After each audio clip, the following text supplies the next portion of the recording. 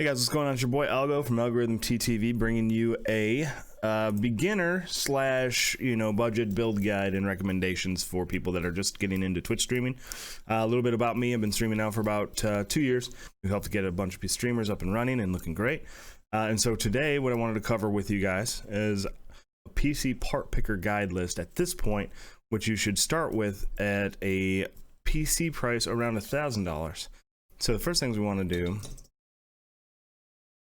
is we're going to want to go ahead and choose a CPU. Now, I think in everybody's mind, the best CPU for the bang for streaming specifically and gaming that isn't going to break your budget, but is going to work just fine. Even editing videos like these can easily be done with an AMD Ryzen 5 3600. This thing is what I have in my system currently.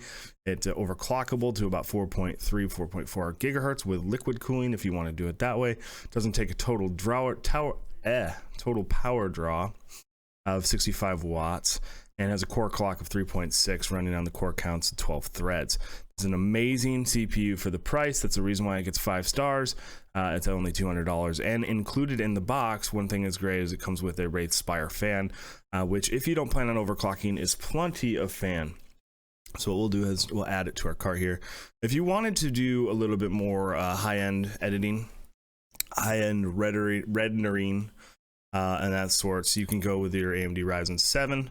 Anything above this, even up to the 5600, but there's no real actual stock, so trying to buy one of these is kind of useless. And besides, we're not talking about a massive build, we're talking about a beginning build. So I would say the wheelhouse for here would be the Ryzen 5 3600. Now add it. You don't need to choose a CPU to cooler because it has a cooler inside of it.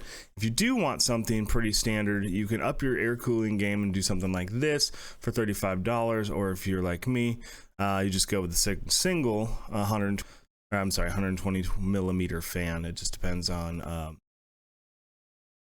what size your case is and what kind of room. So for instance, I have this one in mine, and I have mine overclocked and it works just fine, and it's $80. So depends on what you want to do. I would recommend this just for overclocking purposes, so I'm going to go ahead and put that in build. The next thing is going to be your motherboard. You want to get something that's next generation. I think the last thing I had is a B550, I think is what I wanted to look at. I would probably recommend something like this one that is going to be a B550A Pro. I'd use this 450 in my daughter's system. I built her recently. I think this one in particular is a great motherboard, and $140, you can't go wrong with it. This also allows for a lot of expansion. So if we get into the system itself, we get into this here, we've got 4 DIMM slots, so you have availability of plenty of RAM. Also, another little tidbit, you want to make sure all 4 of these dimensions are filled up, so we're going to cover that in the RAM section here in a minute. You've got plenty of room right here. You've got an SSD, you have NVMe right here, you have a card for another NVMe right here, you have your graphics card, plenty of SATA drives for hard drives. Just an overall really nice board for the price. Very easy to build with, very easy to set up, so I'd recommend that. So we're going to go with it,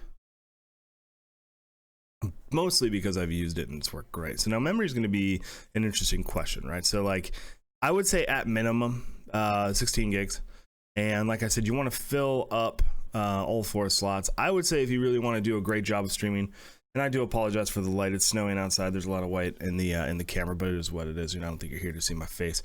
So let's see here. So I would probably recommend, if you're not into RGB, because everybody knows RGB makes everything go faster, but it looks cool. But I would recommend 32 gigs at 16. I would recommend 4 modules of Corsair Vengeance at 3200 megahertz is plenty.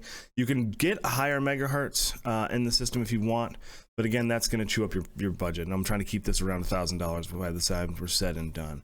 Storage, this is always something you can come back to and add, right? You don't have to break your bank by going with anything too crazy, but I do recommend starting off with a terabyte of space. And so what I'd want to take a look at is something like this, like a $99 Western Digital terabyte M.2 NVMe as your boot drive. You can find different kind of budget ones in here, but I like to have at least a terabyte. If you can't afford a terabyte, you can always just do a 500 gig and add later. In fact, we could just do that now. Let's just add a 500, and then you can always add to this. It's super easy.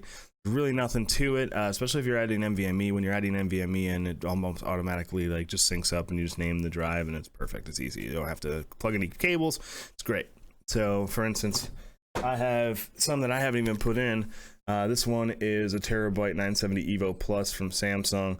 This is a $150 1 terabytes. This one's a little bit faster in its speed, but overall I still have yet to put this in. But they're fantastic, super simple, nothing to it. Now here's why you really at this point aren't making a build right now, because there's just no video cards. Guys, there's none. There's nothing worth buying. Like a 1660 Super, $645. Not happening. And you know why this is? And I think everybody has a tendency. $400 for 1650? No. So pre-builds or building your own right now is really not a great idea. I'm just giving you a good start here.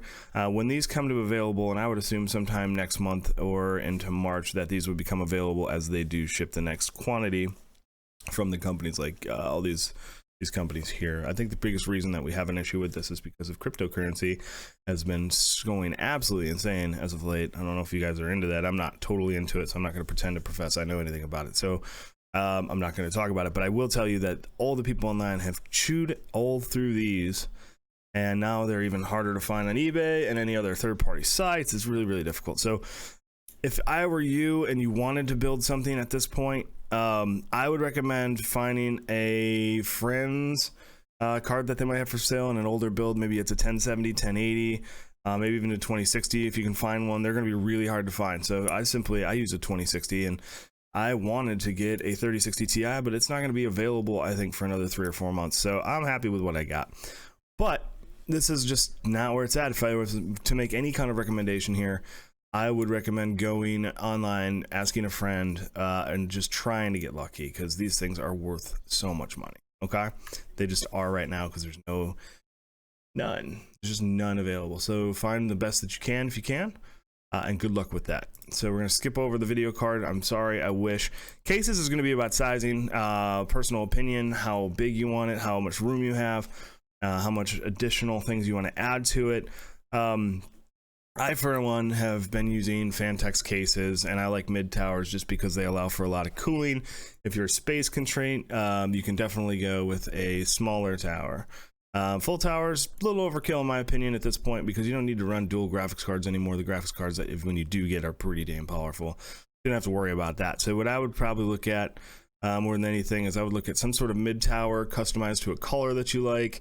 And something that leaves a lot for cable management. Now, personally, the builds that I've done them in Fantex cases, and I've been extremely happy with them. So, for instance, Fantex brings you a case with the digital mesh and, you know, plenty of opportunity for RGB in the front here, obviously with the fans, and critical cooling from front to back. These cases have been fantastic to work in. Plenty of room. Motherboard here, obviously this is mostly exposed anyways. This is where you're going to route your cable management. You know, you can basically run your run it 120 millimeter radiator liquid cooled, like I put in my build design. You can just run it right here. If you're running something a little bigger, you can jerry it up here, and make sure that that is running its proper cooling to it. It's just an easy case overall to build in. It's a clean look. Just overall, just Fantex makes it really nice. You've got you got hard drive saddles right here for the larger hard drives. You got your SSD hard drive cases right here. This cable management makes for really easy and clean looking cases. So, and it runs around about $89. You can find them for a little bit less if you wanted to do something, but I'm gonna go ahead and add that. Yep, we don't need to go there. So we're gonna go ahead and add that to our build. Where'd you go? And at this point you want to choose a power supply. So by the time you get to this area, I recommend at minimum 650 power supply. You want it bronze rated at least. You don't want to skimp too much here, because it's the thing that powers the system. Also allows you a great upgrade pathway. If you have something that's like maybe 400 watts, it's just not going to be enough. So what we're going to do here, so like this 450 watt, it will run it, but I don't like it for future capabilities. Now there are, depending on price range, you have modular, which means that you plug only what you want in, or you have standard, which, you know, just that has every cable attached to it, and you're going to run a couple extra cables in the back of that case. Either way, I would go with something similar to, in general, I've used EVGA, so you could use let's just do a 600 watt. I think that'll be plenty. Another thing too, the last thing we want to talk about is an operating system. My dudes, never go in here and buy or pay ever $108 for Windows Home Pro or any of this crap, dude. You can literally just Google, you know, keys. Like, you can literally go in Windows 10 keys, and then boom, you can buy an individual Windows 10 key for $25, for $18. There's all kinds of YouTubers like Tech of Tomorrow that will give you like 20% extra off. And I recommend using your PayPal to purchase it, not your credit card, just because, you know, I don't know, it just works all for that way. But yeah, $25, you get a single key. It'll, you know, it'll operate. They're 100% guaranteed. So I would do that. I wouldn't pay the $108 just cause, and especially if you're only using it for one computer, it works just fine. That being said, I want to cover a main thing about this build, right? So we are sitting here roughly at $800, right? So we would be about $805, $810 with Windows software. Okay, and this is just the tower. We're not talking about monitors, mice, all that kind of stuff. The thing here is being able to find a graphics card. So roughly, if you could find a graphics card, this one's going to be your $1,000 to $1,100 build, depending on how nice a card.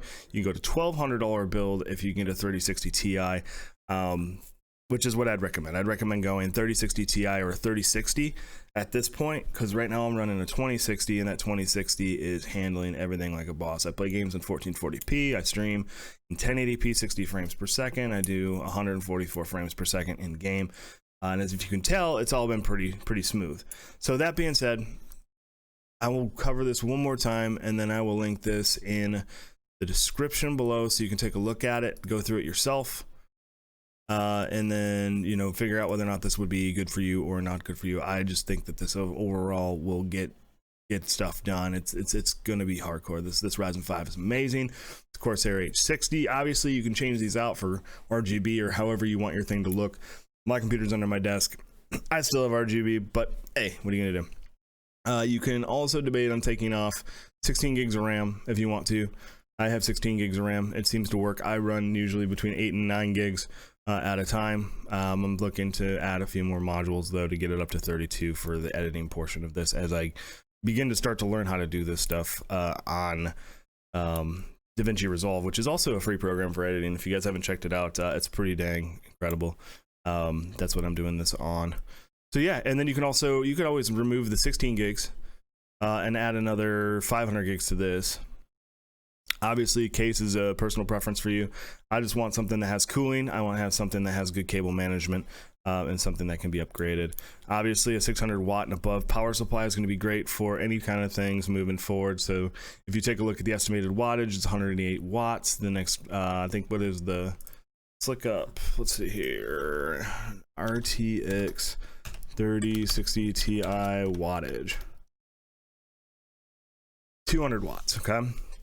So you add additional 200 watts and you're gonna be running a system roughly around 400 watts, right? So it's gonna give you plenty of wiggle room and headspace for future path growth and additional things that you wanna add into the system. Again, this is completely up to you guys. I'll put it in the comment section below. I will catch you guys on the next one. Peace.